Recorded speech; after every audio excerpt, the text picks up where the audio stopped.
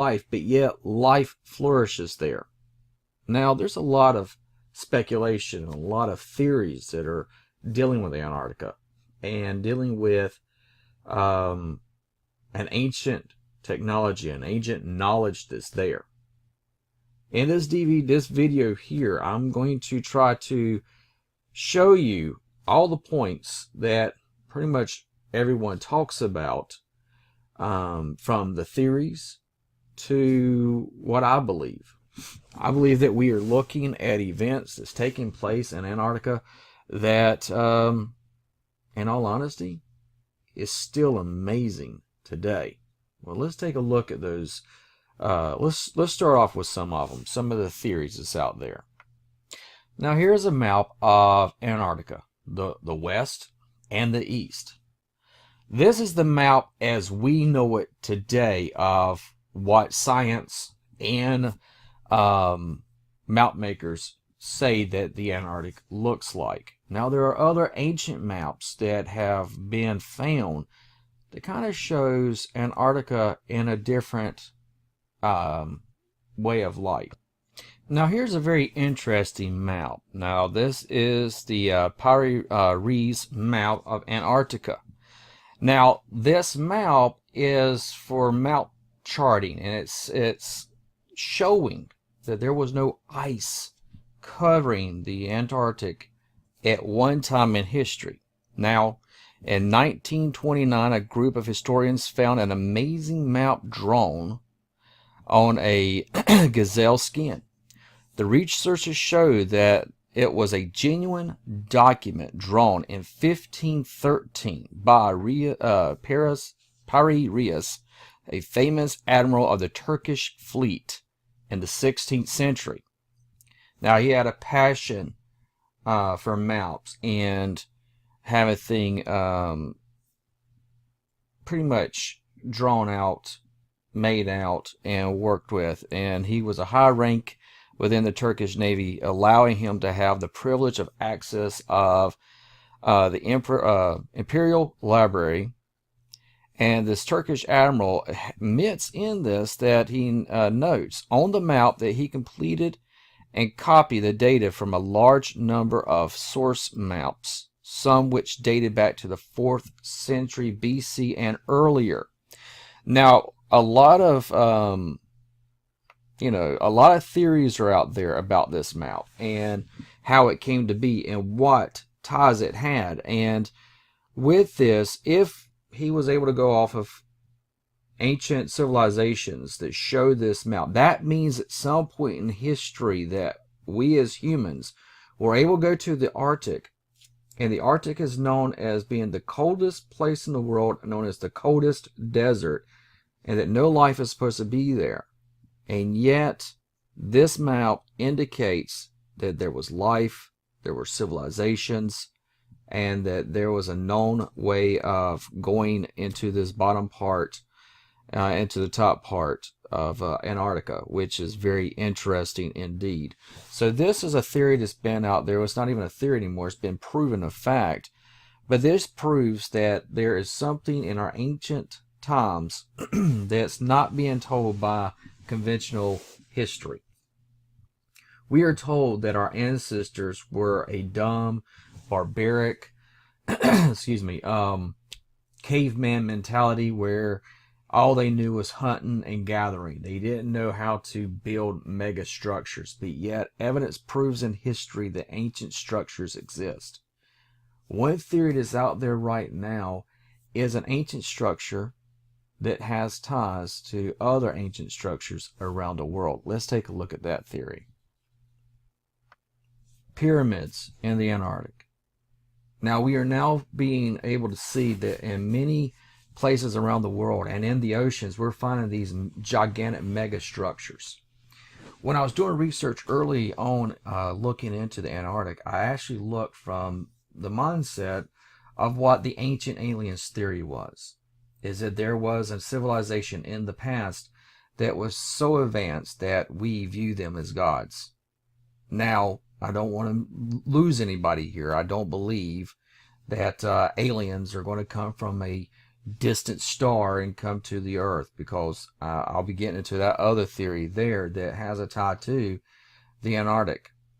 But if there are, which it is being said even by scientists today, that there are pyramids in Antarctica, well, that would mean that there had to be a civilization that existed in Antarctica before those areas froze.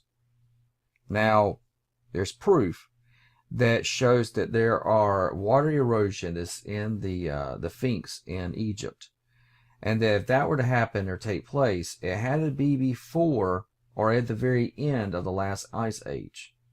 Something transpired in our world where we see woolly mammoths and other creatures that has food still in their mouth and in their belly, which means that a great freezing took place, and it was so quick, so vast, it froze creatures exactly where they were standing. So, is there a civilization in Antarctica? Some people will say yes. Some people will say there is proof, and a gentleman that spoke about this. This is Admiral Byrd. You can look up on YouTube anywhere, just type his name in and listen. This is an image that you'll see where he actually has a conversation and an interview where he is talking about going to Antarctica. Now, he goes into great details in Antarctica. He talks about the resources that are there, the capability of further achievements for mankind, and he goes on to say that there is something, a landmass past the great ice shelf. Now, when you're looking at this, and you're looking at this man, and he's an admiral, and he's talking, there's things out there that's known as the Admiral Byrd's Diary. But before we go any further, I'm going to bring up and let us read exactly who this man was and how he had the ability to do the things that he was able to do. The Missing Diary of Admiral Byrd. Our Richard E. Byrd was a Freemason, and he made at least 3 polar trips. So we now see that this admiral is a Freemason, which deals with the secret society, secret knowledge, secret text. And the thing is that it's amazing how connected the Freemasons are with our ancient past, and how they are looking and always furthering their knowledge of ancient technology and ancient structures. Now, as you can read here for yourself, these are the different voyages, and the reason why I have this up is I'm not going to read all of it, but I want to have this up so that you can stop this video yourself, read this at your own time, because I have a lot of stuff that I want to cover. But take a look at each little bit of information that he presents here. One thing about Admiral Byrd is that he is also what is composed of the hollow earth theory, believing that there is this massive hole in the Antarctica that you can go into, and great civilizations is supposed to be there. One of the legends for Admiral Byrd is the fact that after World War II, it was believed that the Nazis went to Antarctica. Now, it is believed that the Germans, the Nazis, went to Antarctica. It is believed that that when they went there, they met an ancient civilization. Now, there are more than a few conspiracy theories, truly, that's out there that deals with this subject, and about an alien civilization, and also the number of paranormal activities and strange phenomena that takes place in Antarctica. But one of the most intriguing stories that I've ever had the privilege of covering and looking into is the story of dealing with the Nazis when they went to Antarctica. It has now been proven, it was on the History Channel, that the skull that was believed to be Hitler was actually a female skull. The head wound that was believed that he committed suicide is now looking to be fictitious. the thing that people don't realize is that something took place in World War II that had never happened before, and that the supernatural element was something that the SS used a lot of and at their disposal. And they were looking around the world for the ancient Uberman, the Superman, and looking for the ultimate super soldier. It is believed that the scientists from Nazis, Germany, made a deal with an ancient civilization. There were something known as the Foo Fighters that would encircle, attack, and almost destroy aircraft that was coming and fighting in World War II, and no one could understand what the Foo Fighters were. It is evident that shows that the Nazis were so far advanced scientifically in air and space and missiles and aircraft that in Operation Paperclip, the United States went in and took those Nazi scientists out of Germany so that they could come and do research and science for us, which is what created NASA. So we see that the operation that we've seen with NASA, and there's a lot of videos out there that you can just look at for yourself and see that there's certain topics and certain things that NASA says they have done that has really been brought into question. But I want to focus on dealing with the Nazis and Admiral Burr. Now, it is believed that the Nazis and their U-boats left Germany and fled to Antarctica. And it is believed that there was a civilization that they had made a pact with, and it is believed that they actually found these ancient Ubermen that they were searching for, which will go into a biblical side of this in just a second. But it was believed that Admiral Byrd's first goals were to go to Antarctica to hunt down the Nazis. As you see in this picture here, the Nazis have raised their flag in Antarctica. This is an old practice that's done by many civilizations. Wherever the European countries, set their flag up, whether some some people that live there or not, if they didn't have their flags up there, that was theirs. It's kind of like you place your flag where you want to house your next part of your global empire. Now, Admiral Byrd says that he went down there. It is reported that he went down there. They went to go after the Nazis, and they were literally fled back up into the United States with their tails between their legs, because it's believed that when they got down there, they went up against a advanced civilization, a very strong and powerful civilization that literally destroyed, killed many military, and in doing so, it made America fear of what was coming. Now, the two theories that I'm talking about is that I believe that the Nazis, which never signed a treaty of surrender like Japan did with the United States. Now, they said that they killed Hitler, which he committed suicide, which is now showing that he didn't. But here's a theory that I want to throw out there to you right here. It's something that I'd like for you yourself to research on this while I'm doing so many other things dealing with this topic. But the Nazis had two ways of conquering a nation. One by brute force, going in there, showing their military might, and another was going in there and consuming that culture, which means they integrated into those cultures. And by integration in those cultures, they were able to take over those cultures. In Poland alone, there are many statues that are up there that the Nazis established that dealt with these different deities and ancient gods that they still have up there because to them it looks good. But it shows this integration of the supernatural, the integration of this power that the Nazis had in consuming a culture. And it is believed that in Operation Paperclip, we thought we were bringing the Nazis over here to help us further our agenda in science and into rockets. But in all honesty, it is believed that they were able to integrate themselves into our civilization. And the way America is today is what the Fourth Reich was supposed to be. Think about that for a second.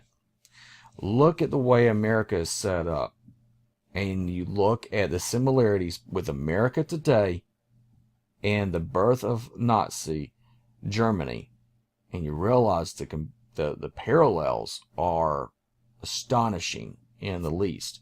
So it was believed for the Nazis to take over a culture by brute force or integration.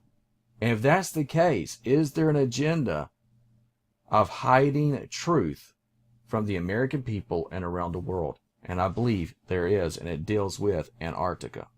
Now, to deal with the theory and the topics about Antarctica, I have to go into the flat earth theory. Now, I know a lot of people are going to be look at this part of the video and go, oh gosh, another flat earth theory. But here's the thing.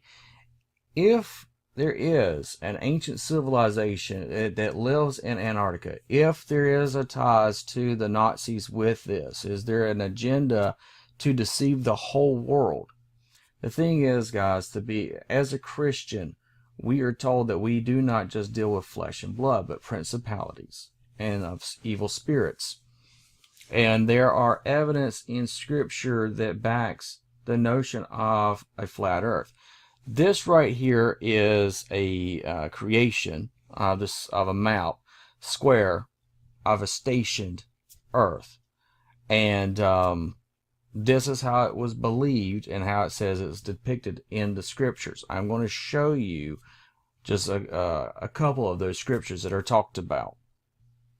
Trust me, I understand the controversy dealing with the flat earth theory, but if you look at the Scriptures and you see how Yahweh depicts his creation, and I have some of them here for you, and his hands were steady until the going down of the sun. That's Exodus 17:12.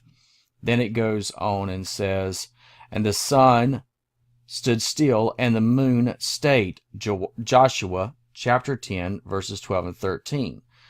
It goes on to Corinthians. It says, the world also shall be stable, that it cannot be moved. Chronicles 16:30. Then, if you go, it says, to him that stretches out the earth and make great lights, not worlds, but great lights, comes out of Psalms 136:6-7. The sun shall be darkened in his going forth. Isaiah 12:10. The four corners of the earth. Isaiah 11:12. The whole earth is at rest. Isaiah 14:7. The prophecies concerning the global earth, dealing in Isaiah 29th chapter. Woe to the rebellious children, says the Lord, that takes counsel, but not of me. Isaiah 31. So the sun returned 10 and has laid the foundations of the earth. Isaiah 58:13. Thus says the Lord, which giveth the sun for light by day, the moon and the stars for light by night. This deals with not dealing with worlds. This is in Jeremiah 31, 35-36. And then in Acts, it says that he will turn the sun and the moon. The sun will be turned into darkness and the moon into blood. Acts 2:20. Now, I'm not doing this video to make a flat earth debate with anyone. I'm showing how the Antarctic is being viewed through every aspect that we're seeing in conspiracy theories and in the scientific community. If you choose, and I'm just throwing this in here, if you choose to look at the flat earth theory, I do have videos that deal with that. But I challenge you And this is the only thing I'm going to do. Just challenge you the same way I was challenged dealing with the flat earth theory. Find an image of the earth that's not been photoshopped, that matches up with the way the scientific community says the earth is supposed to look. Now, I want to say this part right here, and this is out of the first chapter of Genesis. This lets us know that there is something that is going on in the world that we look at the scriptures that does not match up to the scientific community. See, the whole thing about science, a lot of people don't realize, is that science in its own way has become its own religion. And people will fight for it more so than you see in today. People fighting for religion, believing in God, Yahweh. But the thing is that we have so blindly accepted what scientists and science tells us that we don't even realize in doing so, if we claim to be a Christian, a lot of times that science makes us reject what the scriptures tells us. And we are not to be transformed by the world, but we are to transform the world. Now, God Yahweh in Genesis chapter 1 comes out and says, "And God Elohim said, Let there be a firmament in the midst of the waters, and let it divide the waters from the waters. God made the firmament and divided the waters which were under the firmament from the waters which were above the firmament. And it was so. And God called the firmament heaven, and the evening and the morning were the second day." So God Yahweh created the firmament, and that's how this map here is depicted, from the waters above, from the waters below. Now, a lot of people are going, oh, if the earth is flat, then why won't we fall off the edge of the earth? Well, if there is a firmament that's protecting us from being able to go outside into the above waters, and does that mean we've never been to outer space, and that the stars in the heaven, if we're spinning like they say, how are the stars in their position to stay that way and us be able to look up and see it? It's something I just want you to look into the scriptures and what the ancient text. We are finding out that the earth is not the way we've been told. There is a great and ancient knowledge that has been around, and I believe that it's now coming forth. There's a book that has a lot of controversy. It's the Book of Enoch. A lot of people want to displace this book. They don't want to have anything to do with the Book of Enoch. But the Book of Enoch, in its chapters, talks about Antarctica. I know, it's crazy, right? But it does. And I'm going to show you the passage in the Book of Enoch. Now, a lot of people don't want to look at the Book of Enoch because they say it's not in the 66 books of the Bible. But to be honest, the King James Bible doesn't have the Apocrypha, but the 1611 edition did. In the Dead Sea Scrolls, the Book of Enoch was one among many. Matter of fact, in the Dead Sea Scrolls, the Book of Enoch, the giants, the Book of the Giants were all there and found. Matter of fact, all the books of the Old Testament were found except for one, and that is Esther. And yet we look at Esther and accept Esther as being a biblical endorsed text that is in our scriptures. But yet in the Dead Sea Scrolls, that is the one book that has not been found. But yet the Book of Enoch has. The early church fathers, in the book of Jude, in the book of Peter, Peter knew about the Book of Enoch, and they actually spoke about it and the topics that were in it. Now we're going to take a look at that Book of Enoch that deals with Antarctica. So let's move on. Now this Book of Enoch, has brought up a lot of controversy in the Christian community. Some people sit there and say it shouldn't be paid attention to at all. Other people sit there and say it's nice to have this extra biblical text. I just want to make sure I clarify that I believe the Bible is the inherent word of Yahweh. The Book of Enoch does open up with a very interesting beginning. It says that this was not for this generation, but for a later generation when these events would again take place. Jesus Christ refers to the last days as in the days of Noah. And when you look at the days of Noah, which I'm going to read, you realize that, yes, their sin was running amok in the world, but sin happened in the Garden of Eden, and it wasn't there that Yahweh decided to destroy sin. There was something that took place that corrupted his creation. Now, a lot of people don't realize this, but in Genesis, Enoch is actually mentioned. And it's a very interesting passage about Enoch that comes out of the 5th book of Genesis, chapter 18. It says, "And Jared lived 162 years, and he begot Enoch." Now we've heard of as in the days of Jared. What took place in the days of Jared? But let's take a look. It says, "And Jared lived and begot Enoch 800 years, and begot sons and daughters." Now, it's very interesting. Jared's mentioned and Enoch is mentioned. And it goes on and it says, "And all the days of Jared were 962 years, and he died. Enoch lived 65 years and begot Methuselah. Enoch walked with God Elohim after he begot Methuselah 300 and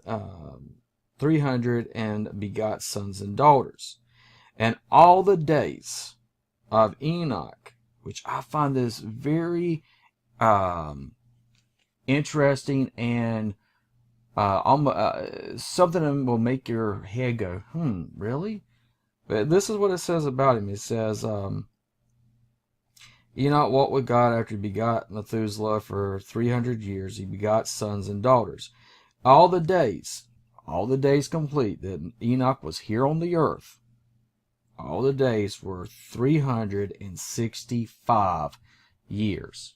I find that interesting because 365, isn't that how many days we have in a year? "And Enoch walked with God Elohim, and he was not, for God Elohim took him." So we see right here that there's something special about Enoch. So much that he walked with the Creator, walked with Yahweh. And as he walked with him, when it became 365 days of his life, 365 years of his life, just like that, he was taken up into heaven to be with the Creator. So Enoch has never died. A lot of people don't realize that. They don't realize that that scripture is in the 5th book of Genesis, because we always focus on the 6th chapter, that the sons of God, the sons of Elohim, came down and had relations with the daughters of men, that they gave birth to giants, the Nephilim, the mighty men of old, the men of renown, the things of myth and legends, Hercules, Ares, all those have ties when you look at how things are happening. That before the flood is when it was believed that the gods walked among man. In the book of Enoch, it talks about these watchers, 200 of them, came down and interacted and even copulated with the daughters of men. And in doing so, they created offspring. Now, in chapter 18 and verse 19, this is where, for me, it all comes together dealing with Antarctica. If the book of Enoch is to be taken as factual, be taken as something that was not meant for those earlier generations, but for the last generation, this generation, the generation which Jesus said, as in the days of Noah, I believe Antarctica has a big part of this. And that it could show that there is a race of fallen angels that live there and are waiting for the time to strike. it goes on in the 18th chapter of the book of Enoch, and I'm not going to read all of it, but it says, I then survived the prodigals of all men, perceiving that they contribute to adorn the whole creation and to preserve the foundations of the earth. I survived the stone which supports the corners of the earth. I also beheld the four winds which bear up the earth, and the firmament of the heavens. So he is describing being at the edge of the world, being right there, seeing the firmament and seeing the edges of our planet that we're living on. And he talks about this wind in the sky, and arise in the midst of heaven and the earth, and the constructing the pillars of heaven. He also saw the winds which turned the sky and caused the orb of the sun and all the stars to set over the earth. I saw the winds which support the clouds. So he's saying where he is, he's able to see the orb of the sun. And he's able to see the stars and how they set. That there is, in my eyes, looking at it, is as if it is depicting a great machine that is moving, and he's able to observe this. But let me go down to some of the scriptures that I think actually ties into Antarctica. Now, in these parts here, he talks about the path of the angels.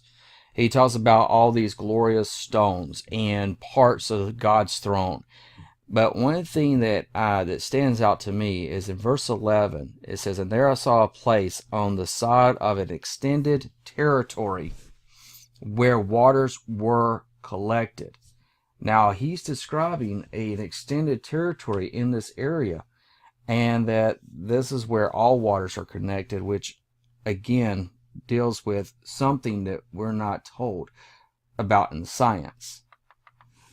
And this goes on to what I think deals with where the watcher angels, where the fallen angels that rebelled so much that they were actually bound and put there waiting for judgment. And likewise beheld terrestrial fountains deep in the fiery columns of heaven. And then he goes on, he talks, which was the columns of heaven. I beheld fire, which descended without number, but neither on high nor in the deep. Over the foundations also I perceived a place which had neither the firmament of heaven above it, nor the solid ground beneath it, neither was the waters above it, nor anything on the wing, but the spot was desolate. And he is describing this place that is desolate, that he's talking about a vast territory past this area. And as he keeps on going, there's a part where you see the firmament and it's no longer there in this vast void. Now, for me, I believe this is where the watcher angels are held in the abyss. With this, it's interesting because it's not only this being mentioned in the book of Enoch, but I'm going to show you somewhere else in just a second of another ancient text that refers to this same area. But Enoch goes on down and he talks about, then the angel said, this place until the consummation of heaven and earth will be the prison of the stars and the host of heaven.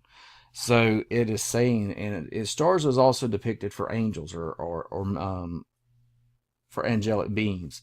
And so it's saying right here that they are held in this place. And the stars which roll over fire, also those that transgress the commandment of God before the time arrived, for they came not in their proper season. Therefore was he offended with them and bound them until the period of the consummation of their crimes in the secret year. So right here we're seeing that this place, wherever it is past this firmament that is described almost like where Antarctica is. This desolate place, this frozen barren place, and this is where they're held. So could it be possible that some of the Watcher angels were in the Antarctic, still there? Could that be what everyone's looking at from the ancient alien community, saying that this is, these are aliens and that they have these secret bases built there? Could this be what people are talking about, an ancient civilization that has been known to be with these pyramids that's been found in Antarctica? Possibly. I'm going to have the whole book of Enoch here for you to, if you choose so, to download as a PDF and read it for yourself. It's chock full of many different information, which is very interesting in itself. The next chapter, chapter 19, let me go ahead and pull that up right now, goes into this part dealing with the angels. As Uriel said, here the angels who copulated with women appointed their leaders, and being numerous in appearance made man profane, and caused them to err, so that they sacrificed to devils as to gods. For in that great day there shall be a judgment, with which they shall be judged until they are consumed. And their wives also shall be judged, who laid astray with angels of heaven, that they might salute them. And Enoch, I alone, saw the likeness of the end of all things, nor did any human being see it as I saw it. So he's saying that he saw the end, the edge, that no man has laid eyes on, not the way he did. And I find that interesting, because does this mean that there is this connection dealing with what's talked about in the scriptures, this great war that's been taking place between the Creator Yahweh and his other creation, which are known as the Watchers and the angels? Could this be what's taking place with Lucifer, and why our society explains away all scientific knowledge that deals with things that they say, well, this is how it is on these planets, but yet they have no way of truly knowing that, because they've not physically been there? Are we seeing that, people that deal with the flat earth theory may be onto something, saying, what we're being told by the scientists that people so blindly believe? Are we seeing that that we're being lied to? Is there a reason why the book of Enoch's been found out? Something my wife has said to me earlier. She said, with the book of Enoch being found in the Dead Sea Scrolls, along with all the other Old Testament books except for Esther, is this showing that all knowledge has been brought forth? That the thing that Daniel talks about, Daniel, lock up these teachings, these sayings for a later generation. This isn't for you to understand, but for a later generation, when all knowledge will be brought forth. I believe we possibly are looking at the fact that this all connects, and that if people kind of would get past their bias and say they don't want to deal with the UFOs, but yet the Bible has depictions of things that could be depicted as UFOs, that doesn't mean I'm saying these guys are coming from another universe or another star, that there are alien brothers and sisters. I'm not saying that. I'm saying it's the same deceitful lie that the evil one has been doing all along. And the reason why we don't have this education taught to us in schools today is because they don't want the masses to be awoken or wake up to the truth that there is a creator. That would go against all the Darwin theories. That would go against everything in our paradigm. If all of a sudden it was proven that these ancient texts proved that there's more to this world than we know, and it would point to a creator, think about that, then you could not deny that there was a God. I'm going to show you one last thing to be the end of this. I'll let you see the other ancient texts have talked about the flat earth, and I believe they've also, it talks about what Antarctica is too. I'm going to have a link to the book of Gilgamesh, but here's the thing. The book of Gilgamesh talks about him going to the edge, his friend Enkidu ends up dying, and it bothers him. Now, Gilgamesh is known as being, 2/3 man, 1/3 God. I also find that interesting that it talks about being 2/3 man and 1/3 God. Just to throw this out there, we are now living in a day and age where children can be born by 3 parents. Is that something possible that the Book of Gilgamesh is hinting at here? That he was special. Something about him was where he had a mother and father, and maybe DNA of one of the gods, one of the Watchers.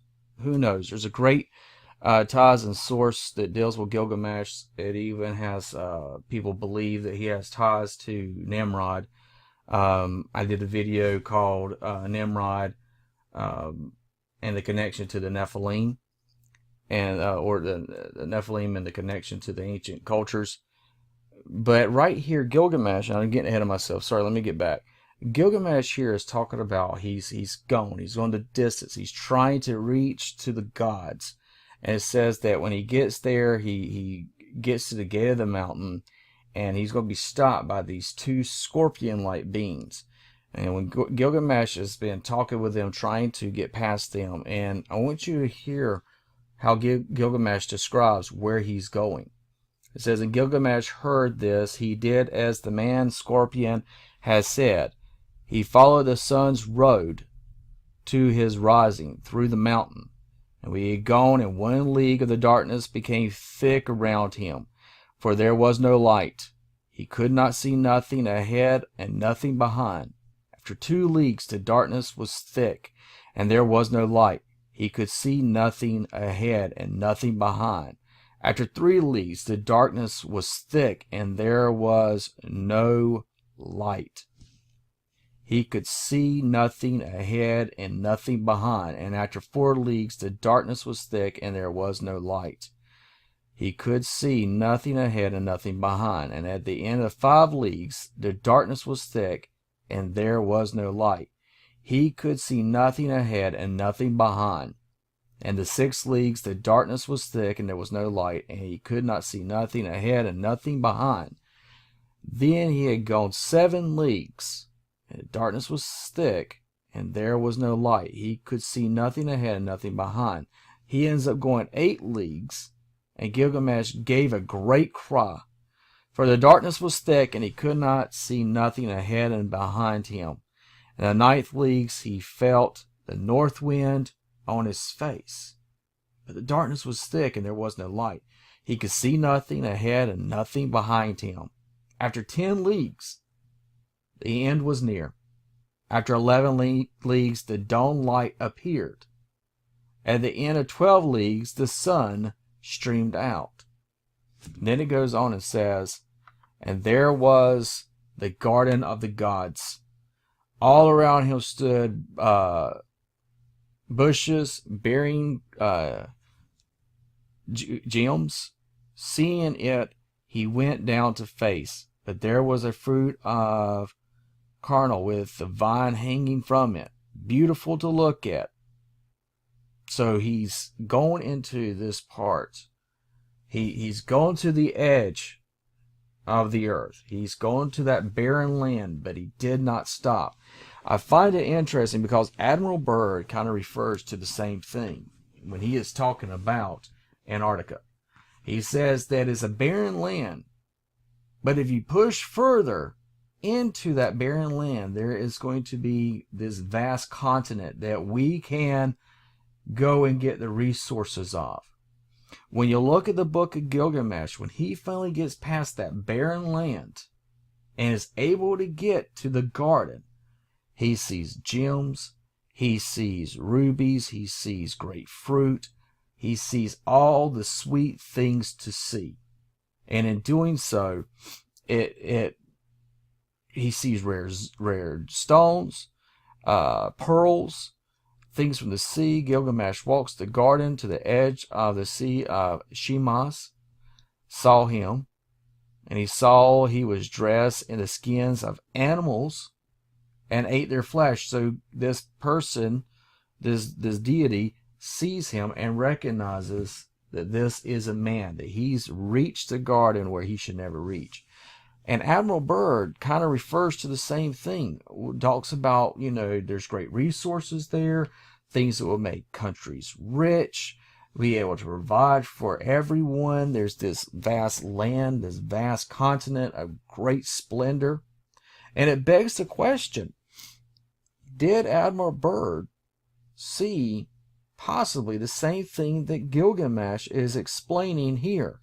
Kind of the same thing in the book of Enoch that he is describing. That there is something past the great barren land. And that this firmament, they're able to push past it and go through the great void. I mean, Enoch talks about it being, where the angels are bound and waiting for the time of judgment, and that it is dark and it's a void. There's no life. And then it talks about here that going past that part, you're seeing a garden. Enoch talks about a garden. Just throwing this out there, I'm not saying that this is the Garden of Eden. I'm just throwing it out there to think about how this Garden of the Gods is described in the book of Gilgamesh. Could this be, because it talks about he's wearing animal skins. And I know that Gilgamesh is Mesopotamian ancient text. But if you look at what the Creator ended up having to do for Adam and Eve when they sinned, they had just fig leaves that they could cover themselves. And it says that the Creator, Yahweh, covered them with skins. And this is a place that they recognize that Gilgamesh is from the land where they're covered with skins in which the animals and they ate.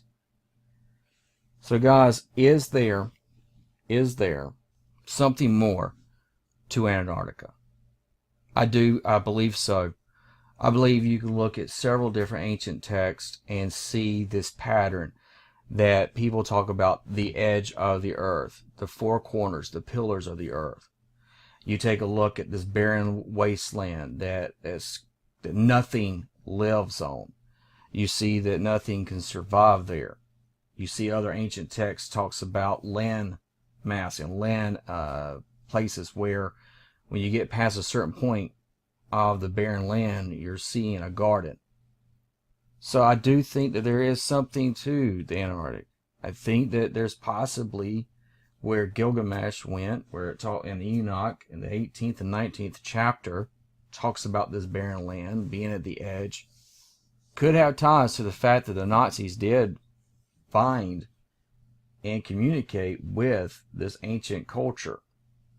Possibly the remnant of the Nephilim, what was left of the Watcher's children, maybe the second or third generation.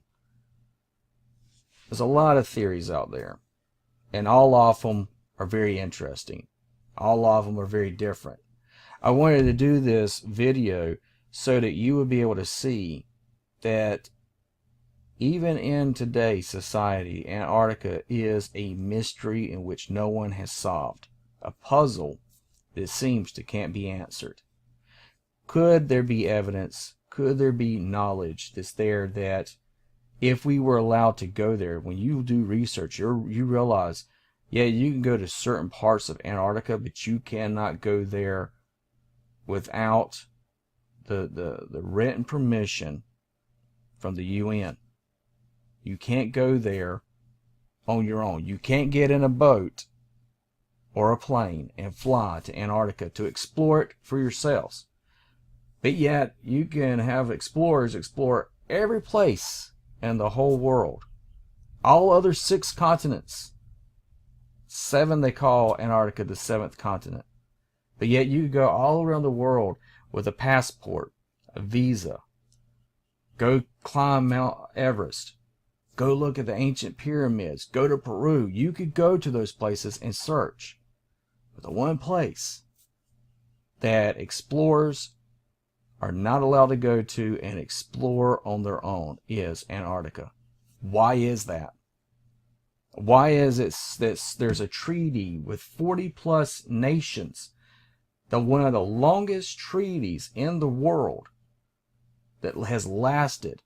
When we fight for oil in all these other countries, and we're fighting for water and reserves, yet Admiral Byrd said there was a great vast of wealth to be attained in Antarctica that you don't see any country going there to take it over.